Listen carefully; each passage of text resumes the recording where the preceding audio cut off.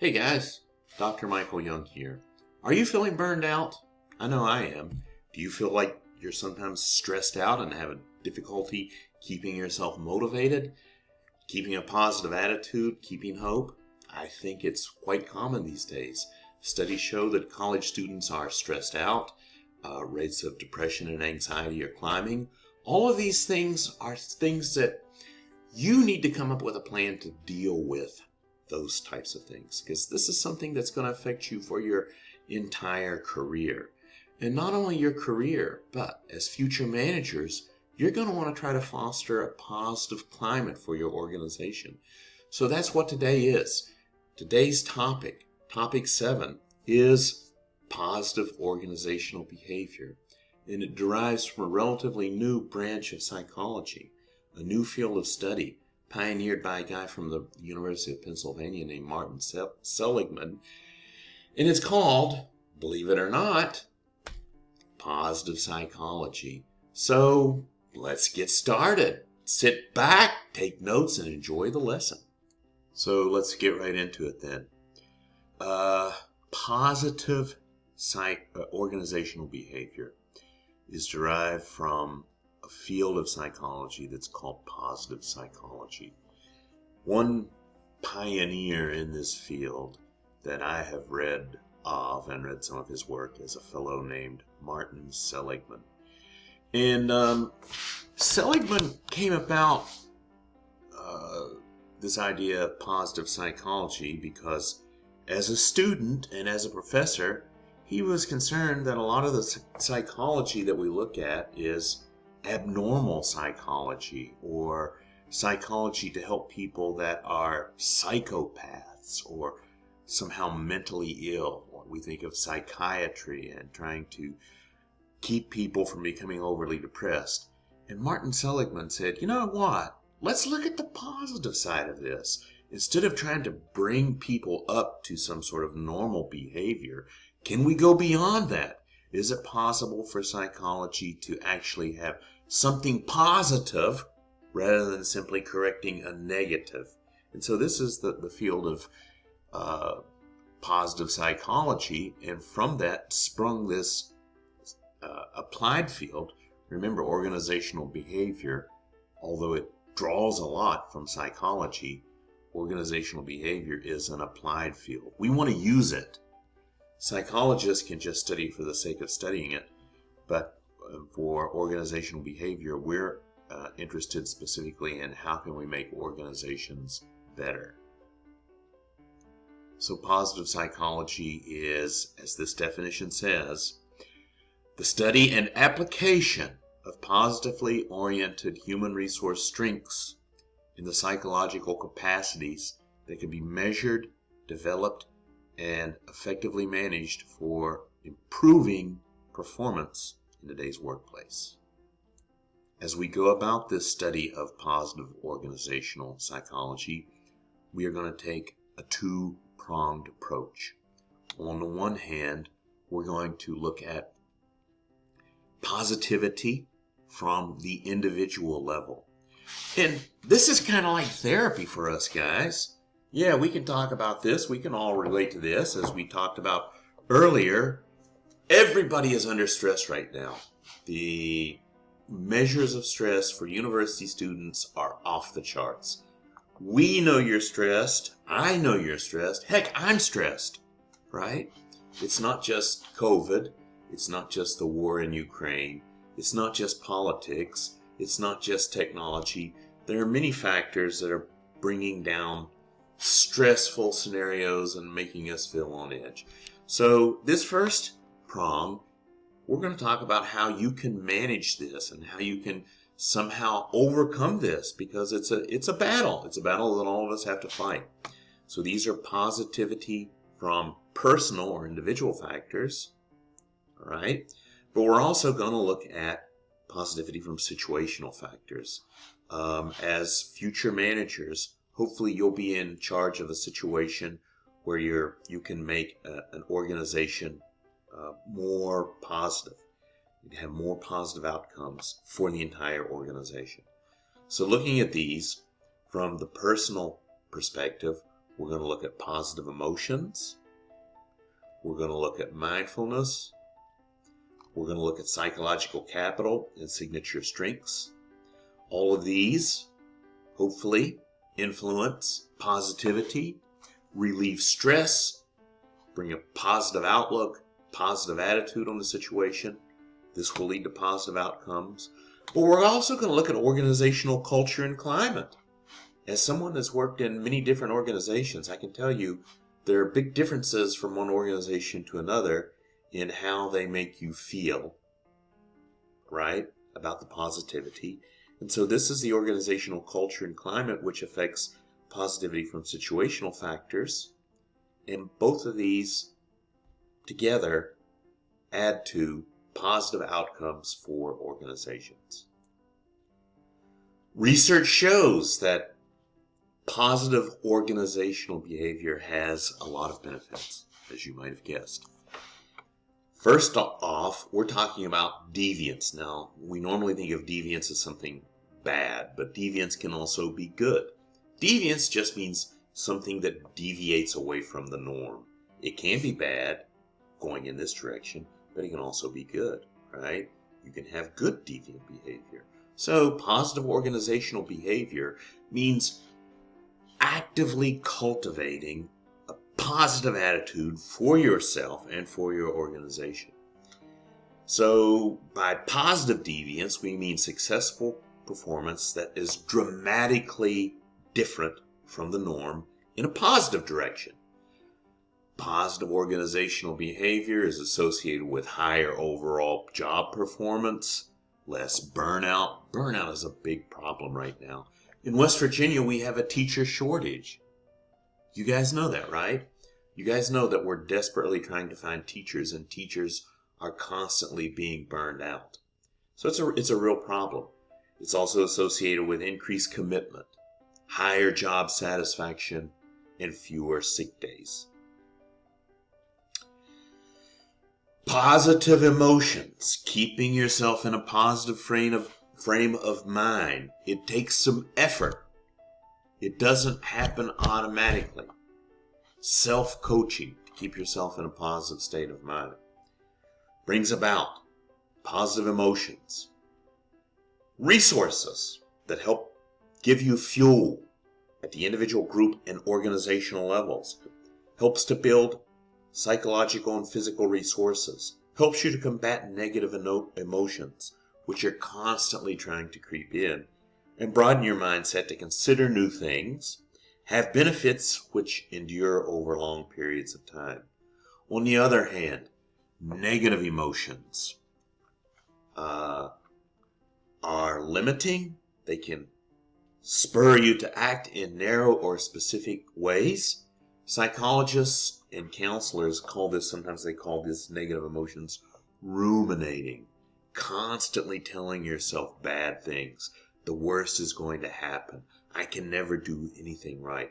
This negative emotions, this negative self-talk that causes you to want to shut down and give up.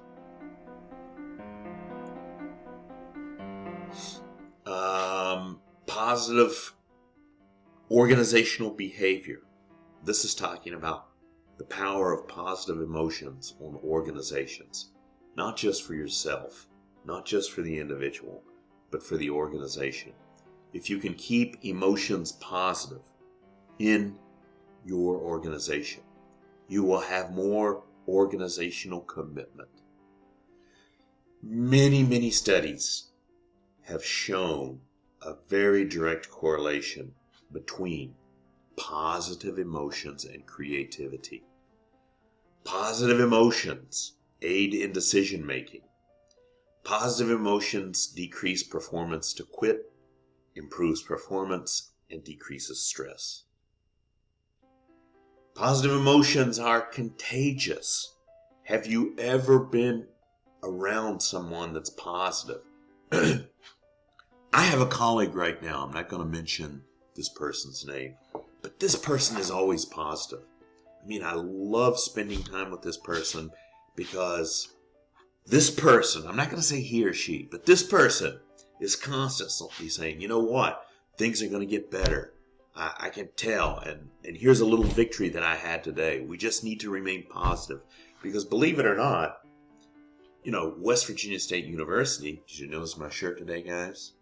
West Virginia State University is kind of in a crisis situation. Our enrollments are falling. We are kind of floundering with these online classes, I think, in many ways. And so it's easy to get discouraged. But I have one colleague that keeps saying things are going to be better. These positive, contagious emotions can offset negative emotions. How do we increase positivity for ourselves? Create high-quality connections. Try to hang around other people that are positive. If someone is deliberately being negative, try to convince them to change. Say, look, it's not that bad. Yeah, I know things are bad, but we have to focus on what we can change. We have to focus on the future. If you're hanging around somebody that cannot give you positive emotions, then you should cut off relations with that person. Try to cultivate kindness. I do this in my own life. I try to, whenever possible, cultivate kindness. Develop distractions. Have ways, positive ways, not drugs or alcohol, because those are self-destructive in the long term. But other ways of distracting yourself. Find a hobby. Find something that you love doing. Hey, I love hunting and fishing. I'm a West Virginia boy. So I love to spend my time in the woods. I like to fish. I like to cruise around on the back roads on my little motorcycle. So I have different things that I can do when I'm feeling down. I just want to get away, distract myself, and do something positive. Probably most important of all, and I'm as bad about this as anybody, but never engage in self-talk. Each of us has this little voice in our head, right? And this voice sometimes says, you are so stupid. How could you have done that? Why did you say that? That's not right. You screwed up again. You can't do anything right, right? Maybe some of us had caregivers or parents that thought they were doing us a favor by constantly criticizing us in a non-constructive way. Non-constructive criticism is not helpful, right? But what we don't want to get involved with is doing it to ourselves, giving ourselves inside of our head non-constructive criticism. And I used to be really bad about this. And I went and talked to some counselors. I began to read up on it. And so right now, if I ever hear myself saying, oh man, that was a stupid thing to do, stop it right there. Say, wow, it's unfortunate that I did this, but I'll do better next time. What can I learn out of this? And also negative thoughts. Don't keep telling yourself that the situation is going to be worse. You can never do better. You can never improve. Work on what you have control over. Right? Don't worry about the things that we don't have control over. And keep yourself on a positive track. And it takes effort. And listen, guys, I'm speaking from experience. I've had a lot of good days in my life, but I've also had a lot of bad days in my life. Think about it. I came from West Virginia. I managed to get a PhD. I lived in Hong Kong. I became a professor. That wasn't easy. That wasn't easy. And if I look at my background and I look at many of the people that I graduated with and I look at the people around me, there's no reason that I should have done what I have done. But I did it. All right? I did it. And right now I'm at a pretty good place in my life. But again, this has taken effort. I'm bearing this to you guys as my students to let you know that everybody has to fight this battle. And it's not easy. Everyone has to work against constantly coaching themselves, keeping positive in the face of what sometimes seems like a very negative situation or what seems like failure on your part to succeed. Along with negative self-talk, this voice inside of our head where we're constantly maybe criticizing ourselves or feeling like we're never going to be able to succeed or it's just impossible, negative self-talk and thoughts, is this state of mindlessness. And this state of mindlessness is a state of ruminating about the future, all right? Where you can easily get yourself worked up into a state of horrible anxiety. Thinking, oh my gosh, tomorrow I've got that exam. I'm not ready. I know I'm going to mess it up. I've got that paper due. I've got to, my mother is going to be coming over and she is going to be angry at me. Or maybe my son is, I'm afraid he's using drugs. I know what's going to happen. He's going to continue to use drugs and it's all going to go down here. We can work ourselves up into a state of panic, just mindlessly ruminating about these horrible things. So mindlessness is this state where you just let your mind run rampant. Let your worries and your thoughts get away with you. It's a state of reduced attention to where you actually are, typified by a failure to control your emotions. You need to have emotional discipline. Your emotions can be very powerful, but you need to harness them. You need to harness your emotional energy in positive ways, things that are motivating you to work harder rather than negative ways, fears about failure and anxiety and depression. This state of mindless requires minimal information process. It kind of just goes on automatically, and it's associated with poor mental and physical health. And as you might have guessed, I'm speaking from someone that's had to work to cultivate a state of mindfulness. And I do, as someone that's studied organizational behavior and someone that's studied mindfulness, I personally can say that I try to stay in the moment. Yes, the opposite of mindlessness is mindfulness. And so I'm not just teaching you guys about this. I actually try to do this. And it's not easy. It's not easy to remain mindful. Mindfulness helps you to stay on an even keel. I make it a point to try to stay in the present moment. And personally, I don't always do it well. I mean, you have to go easy on yourself, especially as you're learning these things. But mindfulness, it's that moment whenever you feel yourself saying, oh my gosh, I'm not ready. Let's suppose I got to teach a class. I'm not ready for this class. Those students are not going to be interested. I'm going to have a problem with them. I can easily, even today, let myself go off into this spiral of rumination and worry, in which I just feel like kind of hopeless and where I find myself much less productive. If I could just stop and say, wait a minute, hold on here. I'm sitting here in Fraser's Bottom. Nothing is happening right now. Let's focus on what we can do. Let's focus on this present moment. Let's not think about what happened in the past. Let's not worry about what might happen in the future. Let's focus on what we can do right now. Let's be aware.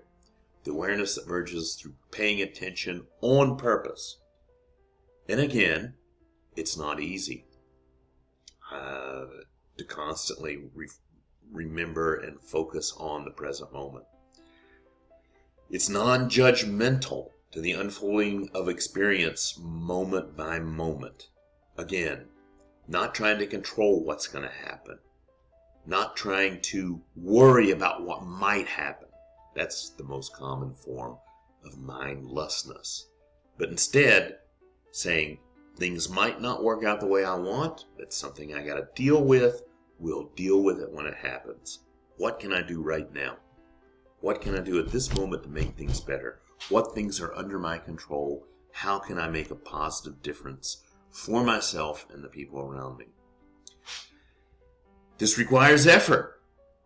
Brain works in ways that detract us from staying focused. That's the reason that meditation I have personally tried meditation. I've taken meditation classes, and even today, I engage in meditation. Just about every day. Maybe just 5 or 10 minutes, but just a few moments of saying, okay, what's happening? Let's get a hold of this situation. Let's work on it in such a way that, kind of gets me more on an even keel. Requires attentional balance, and it also improves your interpersonal communication. If you're mindful, then you are listening to what the other person is saying. Have you ever talked to somebody and you realize, hey, this person is off in their own world. They're not really listening to what I'm saying. I mean, all of us have done that, right? And have you ever had someone talking to you where your mind is wandering and going off and you're worrying about your own little problems and situation and so forth and so on? If you can remain mindful, it makes you a better communicator. Okay, so if this mindfulness is so great, how do we get it? And what might keep us from getting it? Well, I think one of the biggest problems for your generation, more than my generation, I'm probably the oldest person in our class. Well, I'm not sure of that. There may be somebody as old as me, but I doubt it very much. But I think being online, mobile phones, keep us in this state of distraction where we cannot be in the present moment. So, yeah, I know you've probably heard this before, but it really takes some effort is to maybe cut back on your screen time. I make it an effort to try not to have too much screen time. Hey, I'm not perfect. I'm on one screen or another probably 4 or 5 hours a day. If I include times like right now where I'm making this video, I'm staring at a screen, right? When I'm preparing for classes, when I'm grading, I'm staring at screens. I get most of my news from the internet. So I have a lot of screen time, and all of it's kind of a problem. Excuse me. But other things that might inhibit you from being mindful, attention deficit, inability to focus vividly on any one thing, short attention span, attentional hyperactivity. This seems to be on the rise. I've got some friends and relatives that are teachers in Putnam County school system. They say that there are more diagnoses of ADHD, attention deficit hyperactivity disorder.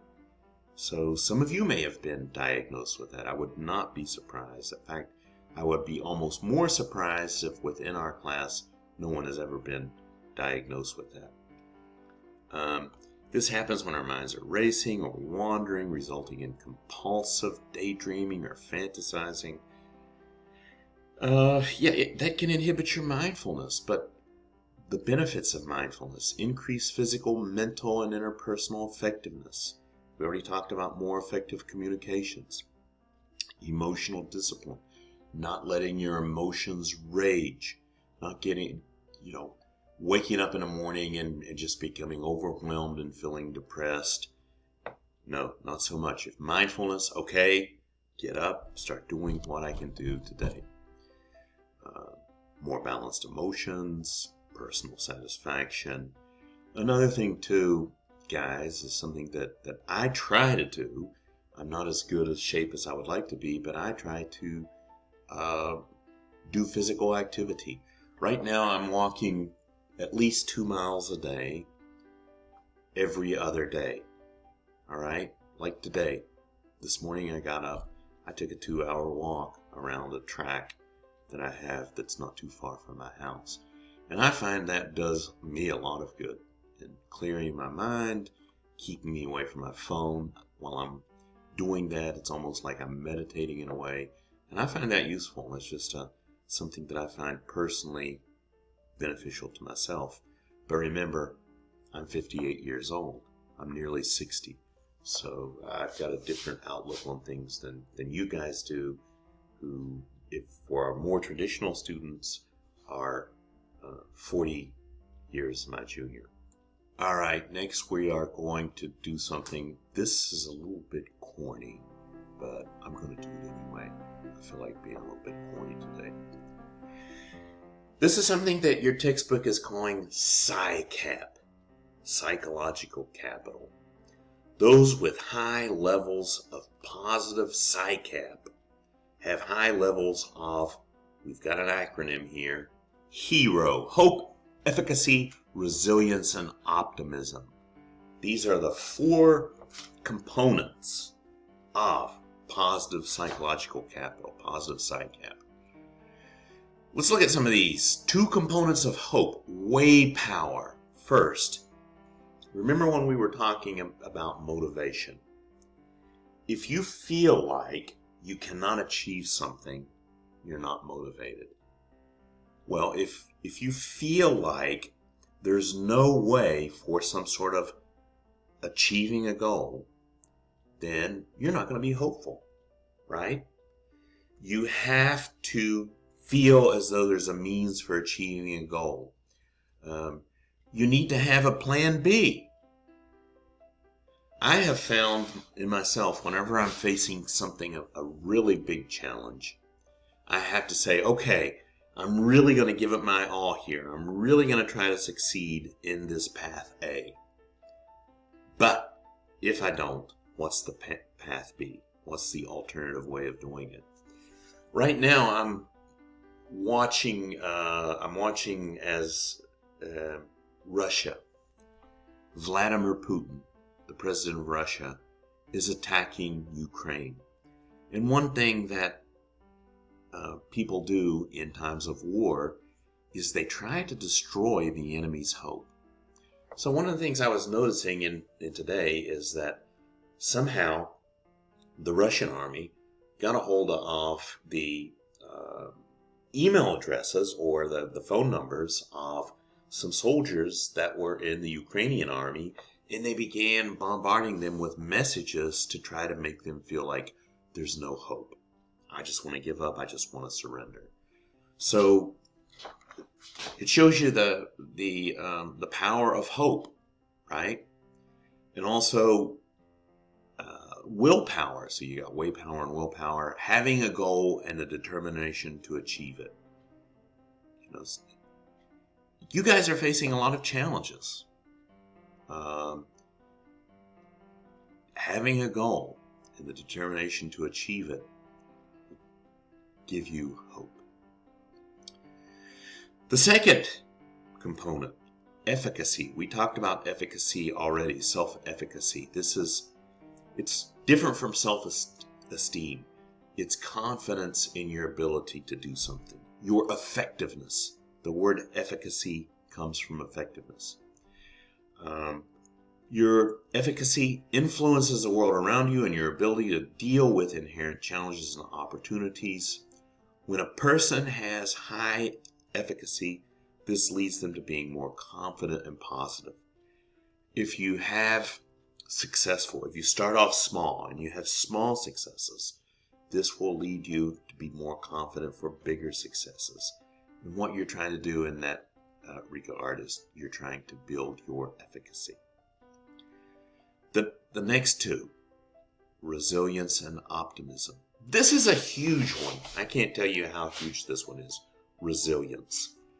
When I was a graduate student trying to get my PhD, and by the way, the program that I was in was the Business Administration PhD program at the University of Connecticut.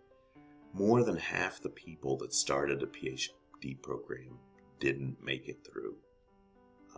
They flunked out, they gave up, they just kind of fizzled out, became burned out.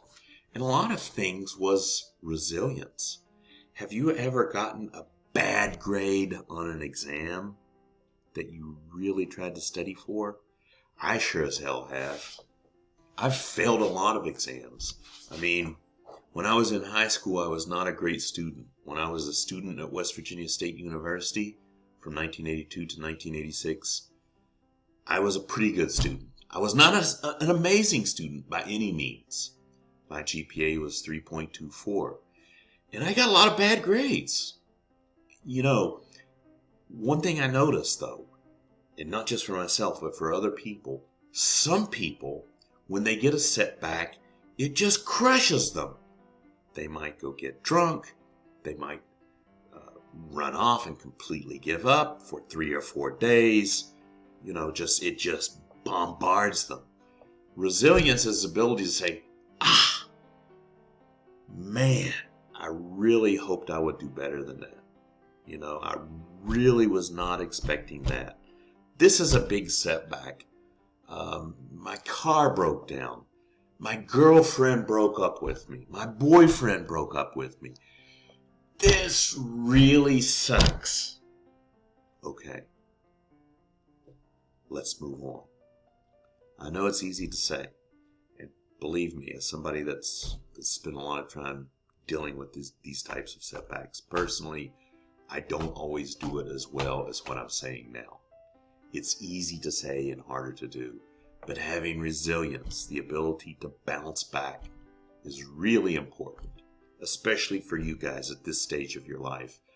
Building resilience. Telling yourself that, listen, I might get a bad grade now.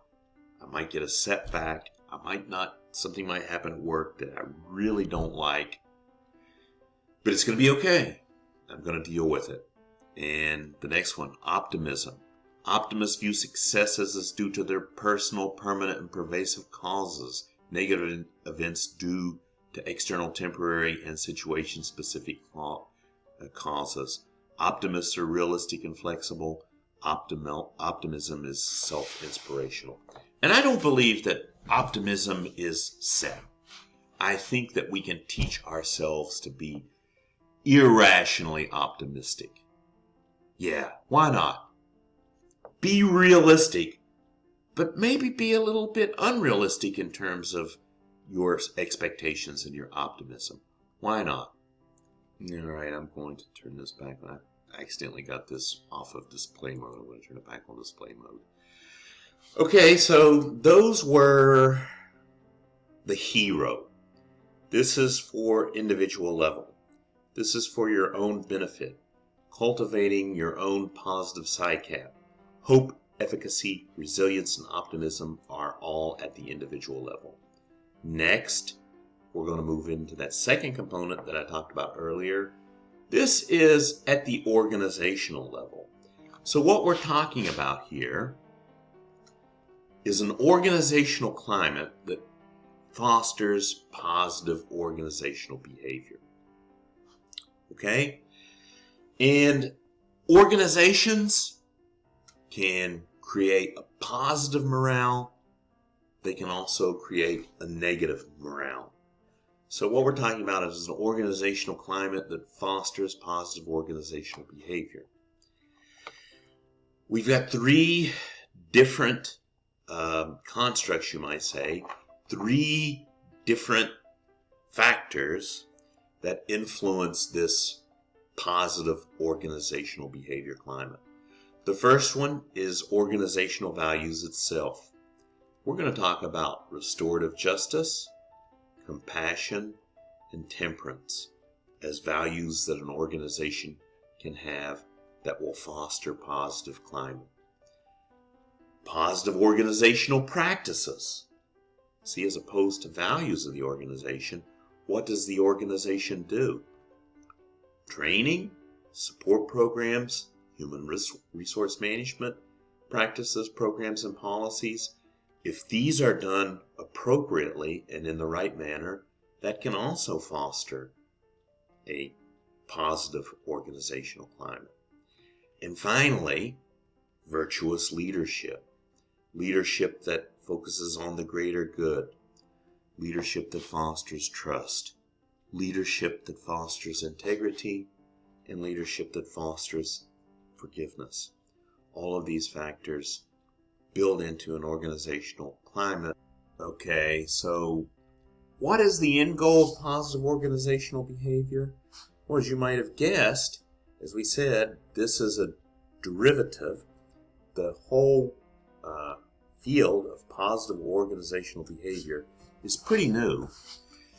And it's derived from Martin Seligman Seligman and University of Pennsylvania and this whole field of positive psychology, but it's geared towards improving profits, financial performance, customer satisfaction, positive organizational climate, and measures of organizational effectiveness. And how do we do that? Well, well-being and flourishing. Yeah. So what is well-being and flourishing? We've got another acronym here, PERMA. Well-being is a combination and impact of 5 elements. The first element, P for positive emotions, E for engagement, R for relationships, M for meaning, A for achievement. Flourishing reflects the extent to which our lives contain PERMA. Psychologically healthy people, people that are deviating positively from the norm, have these 5 elements. Positive emotions, engagement in what they're doing, relationships that are impactful, meaning in their life, and achievement. So let's look at each of these in more detail. The first one, positive emotions. Broaden your perspective about how to overcome challenges in your life. It's not easy. It's easy to say. It's easy for me to sit here and read this to you, but it's hard for you to take this on board and actually roll with it.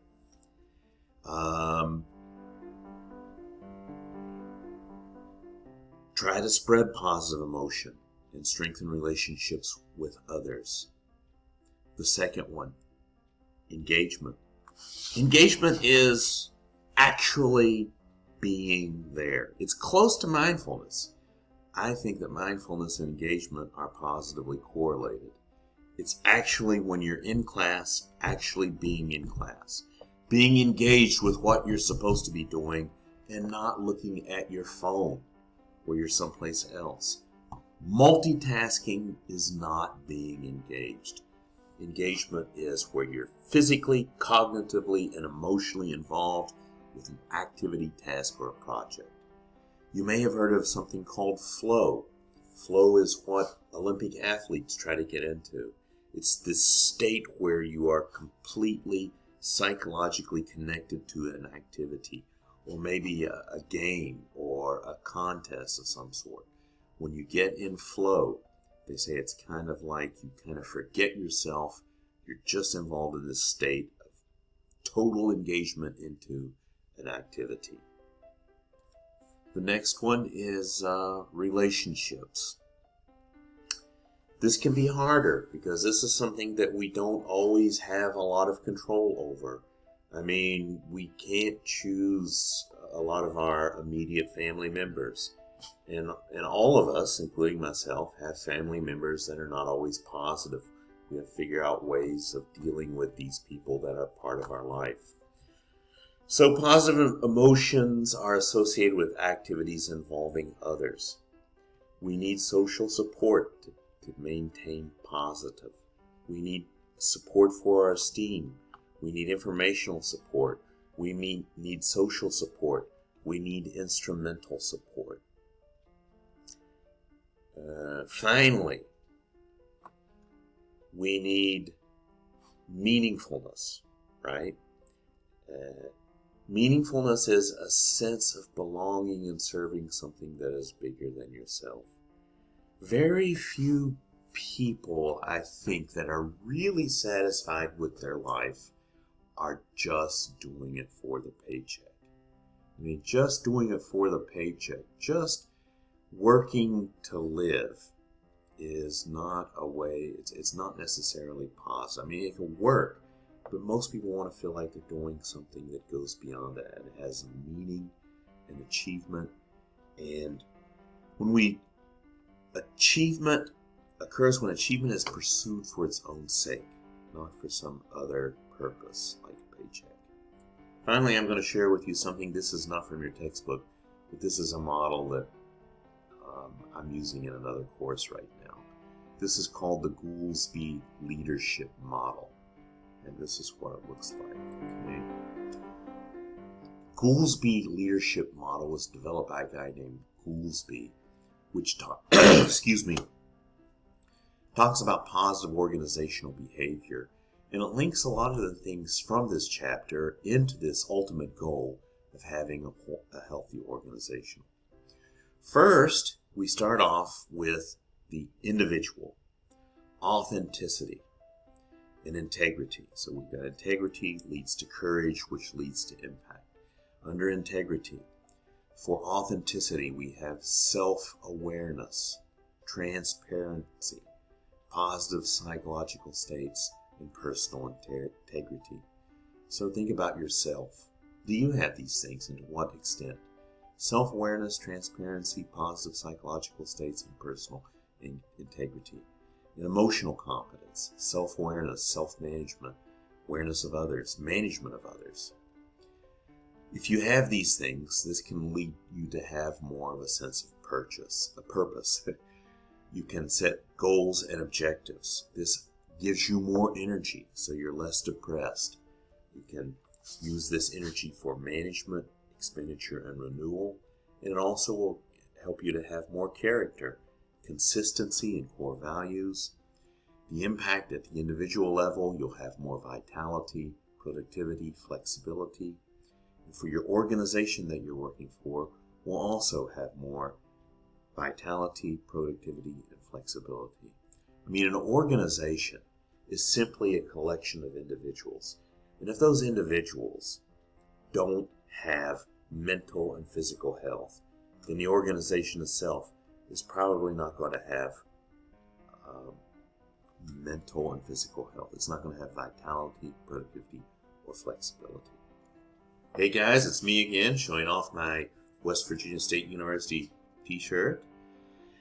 Hey, that's it. I hope you enjoyed this week's lesson. This is our module number 7. Hope everything is going great in your world. I hope that you are experiencing lots of positive PsyCap. Stay awesome. We'll see you next time.